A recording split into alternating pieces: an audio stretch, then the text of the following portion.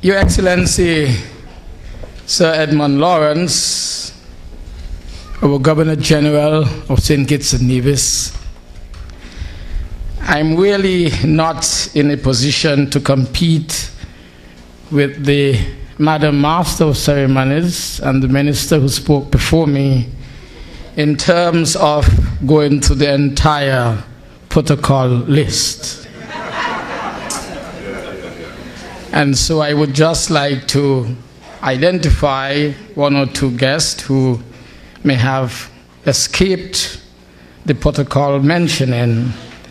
And one is Dr. Vance Gilbert, who is a medical officer of health. I see. At the Parkson Medical Center and also District Medical Center officer, I should say, in Old Road to Sandy Point.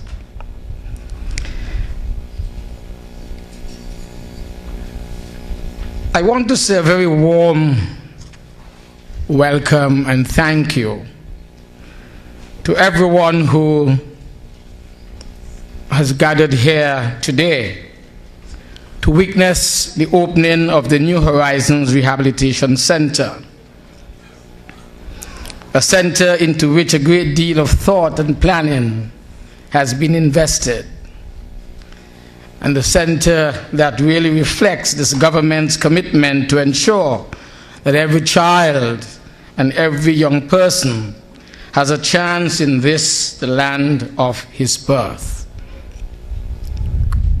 We heard from Permanent Secretary Rattan, or maybe it could have been the minister, I don't know, that it has taken 5 years for this to have been conceived, built, and opened.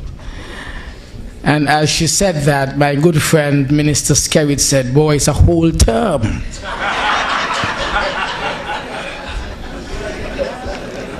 But I want to emphasize that in every country in the world, there are young people who are confused. In this young, progressive country, the Federation of St. Kitts and Nevis, we, however, are committed to freeing them of this confusion. In every nation, there are children who are angry. And in this nation, we are committed. Government and citizens are committed to replacing this anger with hope. In every nation, there are children who feel lost. Here in St. Kitts and Nevis, we are committed to helping these children find their way, a better way. And because of all of this, we have created the New Horizons. A responsible government functions very much as a visual artist does. In the same way that a skilled artist uses a combination of different lines, hues, and shapes to create visual images that did not exist before, and images that are pleasing as well, so too should responsible governments formulate a range of policies and procedures, the combined effect of which is to improve conditions and to enhance the lives of those who live in the countries in question. This here in this country is a responsible government. New Horizons then is an important component, but just one component of my government's multifaceted approach to social upliftment and community advancement. And we have embraced this multifaceted approach because we want a society that is safe. We want this country's children to feel secure. We want any young person who, for one reason or another, has developed bad habits and negative attitudes to know and understand that there are ways to break free of these restricting lifestyles, and that New Horizons can help in that regard.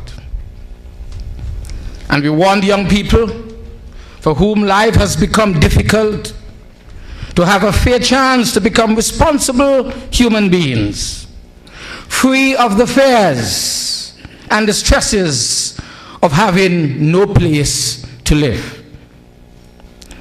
We wish to free them of the dangers that arise when there are no adults as a constant and constructive presence in their lives. And we wish to correct the fact that some of them may have no understanding of the attitudes and values that are essential to leading stable and constructive lives. This is why, among other things, my government has invested so much time and energy, for example, to introduce programs that would help our children to think of our nation's police officers as approachable and concerned members of society, not simply as individuals who arrest and imprison them. And I want you to imagine how secured, safe, and happy and pleasant I felt when just a few days ago, when I was at home in St. Paul's, seeing a few constituents, there was a knock on my door, and there appeared in the doorway a sergeant of police with 2 constables, and said they were here to say simply hi. They were passing to the village on the streets, hi there, passing to the village of St. Paul's. My door was open, some people outside came, knocked on the door and said, Mr. Prime Minister, we just wanted to say hi. We are walking through the streets. Give them a round of applause.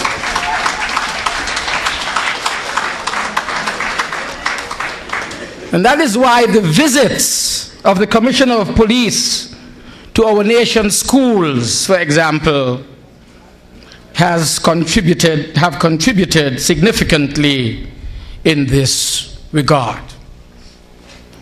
That is why also we have made a point of ensuring that parents who are having difficulty meeting the material needs of their children have regular and dependable material support from the Ministries of Social and Community Development. For this too helps to reduce the stress levels with which many families have to live. That is why our healthcare policy has done so much to ensure that our nation's children have access to the dental, ophthalmological, and medical care that is essential if they are to grow into healthy adults. However, we all know that there are times when even all of this is not enough. There are times when the stresses that families face are so severe and the traumas experienced by children are so harsh that there needs to be something more and something different. To be a safe and dedicated space, an environment of concern and guidance, a place where there are properly trained individuals with both the interest in turning the child's life around and the training so to do. This is why our government made a point of ensuring that resources will be available to bring into existence the New Horizons Rehabilitation Center before which we stand today.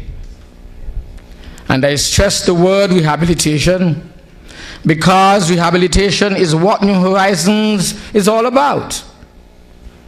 Horizons is not simply a pleasant place for which children to live as they can in the dawn of the day. They can, in fact, constantly cast their eyes to the very green, lush landscape of Harris's and Sadler's estates, just below the majestic mountain range of Lyamika. It is not simply a place to keep our children safe from the streets as they relax and gaze into the blue Caribbean waters at the setting of the sun on a daily basis.